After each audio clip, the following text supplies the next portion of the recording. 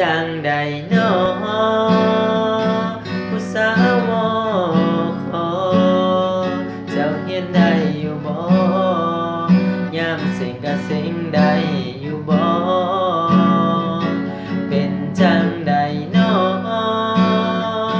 ผู้สาวมอขอคิดฮอดอายอยู่บ่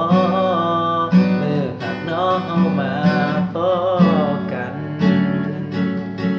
เด้อน้องนา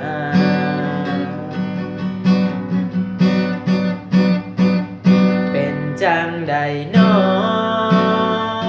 ผู้สาวมอขอ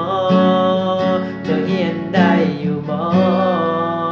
ยามเซ็งก็เซ็งได้อยู่บ่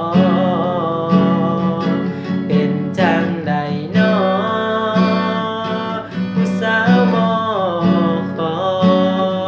คิดฮอดอายอยู่บ่มื้อภาคน้องเฮามาพบกันเด้อน้อง